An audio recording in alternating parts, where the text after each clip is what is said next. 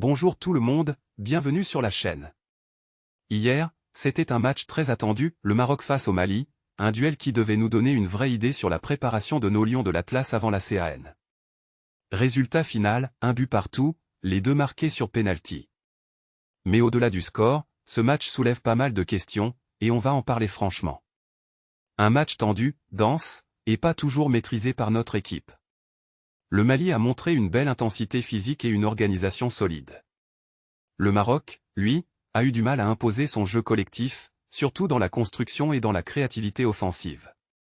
Ce n'est pas une contre-performance dramatique, mais pour beaucoup de supporters, c'est un avertissement clair, l'équipe n'est pas encore au niveau qu'on attend pour une CAN. Le Maroc a essayé de contrôler le ballon, mais sans assez de mouvement devant. Le manque de dynamisme dans les transitions et la difficulté à percuter sur les ailes ont donné à la défense malienne le temps de bien se replacer. Même si on a marqué sur penalty, on sentait une équipe un peu hésitante, parfois stérile dans la dernière passe. On attend de la cohérence et de l'audace.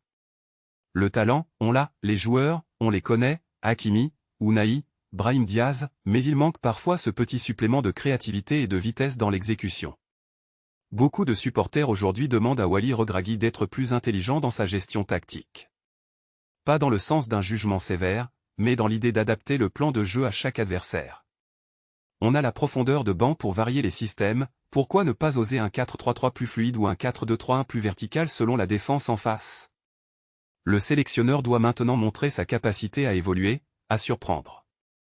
Honnêtement, le Mali a été impressionnant, solide, discipliné, très bon dans les duels et avec un mental fort. Ce match a montré que le niveau africain monte, et qu'aucune équipe n'est à sous-estimer. C'est une leçon utile avant la compétition, la CAN n'est pas qu'une affaire de stars, c'est une question d'équilibre, de mentalité et de travail collectif. Le Maroc doit absolument corriger certains points, la concentration défensive, la vitesse dans les transitions, et la capacité à tuer le match quand l'occasion se présente. Ces détails font la différence dans les grandes compétitions. Rien n'est perdu, mais il faut plus d'intensité, plus d'envie, et un plan de jeu plus adapté aux réalités du terrain. Ce 1-1 n'est pas catastrophique, mais c'est un rappel, la CAN ne pardonne pas les approximations. Les Lions doivent rugir plus fort, ensemble, avec plus de personnalité. Le talent est là, l'expérience aussi, il reste à retrouver la flamme et la confiance qui font la différence dans les grands rendez-vous. Si vous êtes d'accord ou non avec cette analyse, dites-le en commentaire. Est-ce que vous pensez que Regragui doit changer de système? Quel joueur devrait selon vous avoir plus de temps de jeu?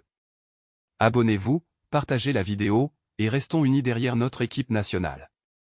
Le parcours est encore long, mais avec lucidité et courage, le Maroc peut aller très loin.